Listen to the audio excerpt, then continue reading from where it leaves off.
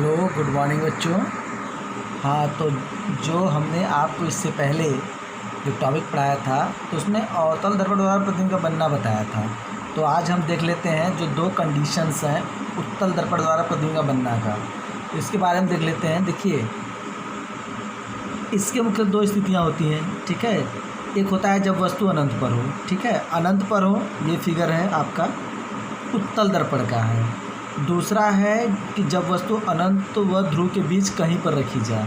तो अनंत पर आप देख लीजिए अनंत पर कैसा होता है। फिगर देखिए, जानते हैं कि अनंत पर रखी वस्तु हमेशा समांतर होती हैं। प्रकाश किरणें समांतर आती हैं, ये नहीं कटती हैं, पर पीछे की तरफ ढकेलने पे देखिए यह पे कट रही है। तो इससे क्या लिखा है, इस स्थिति में वस्तु का जो प्रतिबिंब होगा उत्तल दर्पण के पीछे बनता है, वो भी फोकस पर बनता है। कहाँ बनता है? फोकस पर। ये फोकस है, यह आभासी बिंदु और बिंदु आकार का होता है, क्योंकि ये बिंदु आकार का है एफ पर, इसलिए इसका कोई बड़ा या छोटा की बात नहीं है। इस चित्र ए में प्रदर्शित किया गया। इसी प्रकार देखिए, जब वस्तु अनंत और ध्रुव के बीच कहीं पर रखी जाए, तो देखिए इस स्थिति में वस्तु का जो प्रतिबिंब है वो पी व एफ के बीच बनता है। यह आभासी, सीधा, परंतु आकार में सदैव वस्तु से क्या होता है? छोटा होता है। इसे चित्र बी में प्रदर्शित किया गया। देख लीजिए एक बार, ये देख रहे हैं फिगर, ये एक वस्तु रखा गया है, ए बी वस्तु है, इसे समांतर प्रकाश किरण ड्रा की गई है। तो ये पीछे तरफ ढकेलने पर जो कि फोकस पे आता है। फिर वक्रता केंद्र ये है, वक्रता केंद्र से जब मिलाया गया तो देखिए ये डॉट डॉट है और यहाँ पे रियल है। जब यहाँ पे कटा, ये यहाँ पे काट रहा था, ए डैश बी डैश, इसका क्या हुआ? प्रतिबिंब बन रहा था। तो इस प्रकार बस दो ही कंडीशंस हैं। अब आइए मेन डेरिवेशन में आ जाते हैं हम। मेन डेरिवेशन ये है, देखिए गोली दर्पण के लिए यू भी व फोकस दूरी एफ में संबंध का सूत्र बहुत ही इंपॉर्टेंट है। कक्षा 10 में ये डेरिवेशन आप पढ़े थे, आपको डेरिवेशन कराया गया होगा उस टाइम, क्योंकि अब जो है कि एनसीईआरटी बुक में नहीं है ये डेरिवेशन। तो इसके दो ही कंडीशन है, यू भी और एफ में संबंध के लिए अवतल दर्पण के लिए एक होता है, एक उत्तल के लिए। तो हम अवतल दर्पण का करा दें आपको। अवतल दर्पण के लिए फॉर कॉनकेव मिरर, ठीक है। अब यहाँ पे देखिए फिगर देख लीजिए, समझ लीजिए। एक वस्तु हमने ए बी रखा है, यहाँ से फिर हमने जो है समांतर प्रकाश के ड्रा किया है और ये फोकस होकर जा रही है। एक हमने वक्रता केंद्र से ड्रा किया, तो वक्रता केंद्र से जाने वाले प्रकाश का परावर्तन नहीं होता है। तो परावर्तन नहीं हुआ तो ये फिर दोबारा वापस चला गया, तो ये यहाँ पे मिला, तो ए डैश बी डैश इसका क्या हुआ? प्रतिबिंब बना। अब इसी फिगर से देखिए, चित्रानुसार माना एस पी एस डैश एक अवतल दर्पण है, ए बी एक वस्तु है जिसका प्रतिबिंब ए डैश बी डैश वास्तविक, उल्टा व छोटा बनता है, ठीक है। चूँकि ए बी बराबर यम एन, यहाँ पे देख रहे हैं यम और एन है और ये ए और बी है। ये दोनों बराबर इसलिए हैं क्योंकि ये मुख्य अक्ष के दो समांतर ये भी है, तो इसलिए इन दोनों दूरियाँ क्या होगी? बराबर होगी। यहाँ पे हमने देखिए एक एक स्टेप निकाल दिया है। बी पी की दूरी माइनस यू होगी, बी पी, बी और पी ये वस्तु की दूरी होगी, यहाँ से यहाँ तक माइनस यू। माइनस इसलिए क्योंकि अवतल दर्पण में सभी दूरियाँ माइनस होती हैं। और ये देखिए B dash P equal to minus B, F P minus F और C P equal to minus R अवतल दर्पण के लिए, ठीक है। हमने कंडीशन बता दिया है, चिन्ह परिपाटी का नियम हमने लगाया है। अब देखिए त्रिभुज बी ए सी व त्रिभुज बी डैश ए डैश सी समरूप त्रिभुज है।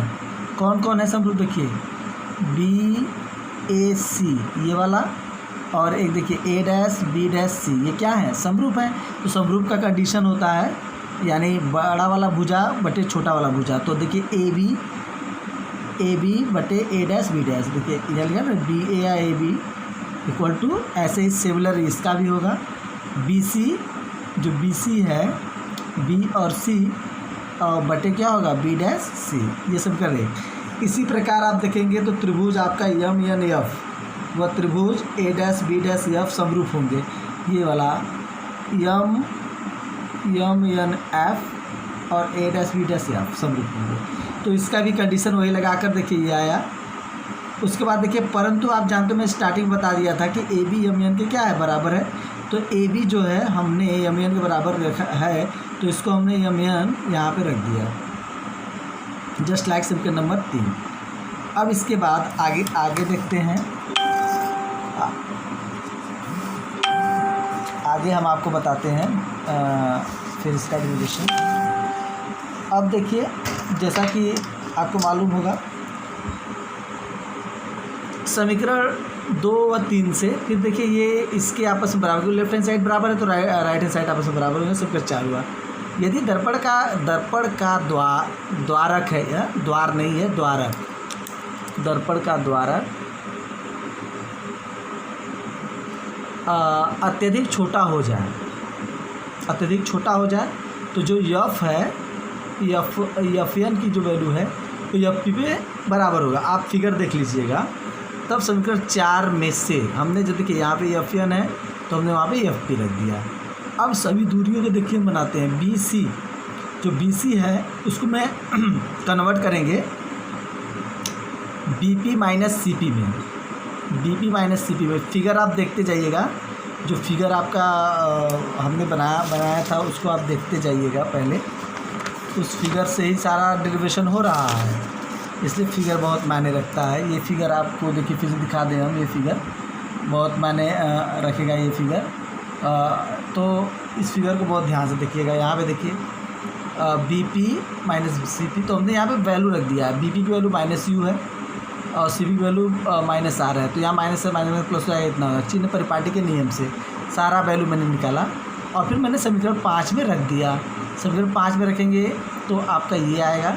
आप जानते हो कि रिलेशन बिटवीन एफ और आर में होता है आर इक्वल टू 2f, तो ये इसको यहाँ पर रखेंगे, आर के स्थान पर 2f ये रखेंगे। तिर्यक गुणा करेंगे, तिर्यक गुणा करके हम इसको सॉल्व करते हैं। तो सॉल्व करेंगे तो हमारा जो है कि ये कंडीशन आता है। बाद में हम इसको सॉल्व करते जाएंगे तो हमारी ये वैल्यू आती है। और हम देखिए यू भी equal to F B plus U F last में समीकरण 6। उसके बाद क्या करते हैं, समीकरण 6 में यू भी एफ से दोनों पक्षों में भाग देते हैं, इसमें ठीक है। तो भाग देने पर हमारा देखिए यहाँ पे कुल कट कर एफ बचा, यहाँ पे कटा यू बचा, यहाँ पे देखिए यू एफ कटा तो भी बचा। तो 1/f बराबर 1/u प्लस 1/v, और ये प्रूफ हो गया। ठीक है बच्चों, काफ़ी मेहनत करना होगा इस फिगर को देखकर। और यहाँ पे देखिए नोट, उत्तल दर्पण के लिए इसी प्रकार सूत्र का निगमन सबको करना है चित्र बनाकर। ठीक है, हम चित्र अगर नहीं आएगा तो बताइएगा कमेंट बॉक्स में, तो मैं बना दूंगा। अब इसको हम फिगर एक बार और समझा दें आपको। फिगर एक बार समझा देते हैं। ये जो फिगर आप देख रहे हैं ना, ये जो हमने कहा कि बीपी की दूरी क्या होगी, वहाँ पे ये जो, तो ये बीपी की दूरी है यहाँ से यहाँ तक, ये यहाँ से यहाँ तक यू की वैल्यू है, ये सीपी है, ये आर है, और ये बी डैश पी जो है जो भी की वैल्यू है, और ये एफ पी की वैल्यू जो है कोई एफ की वैल्यू है। ठीक है, आप देख लेंगे तो अच्छे ढंग से आ जाएगा। Okay, thank you.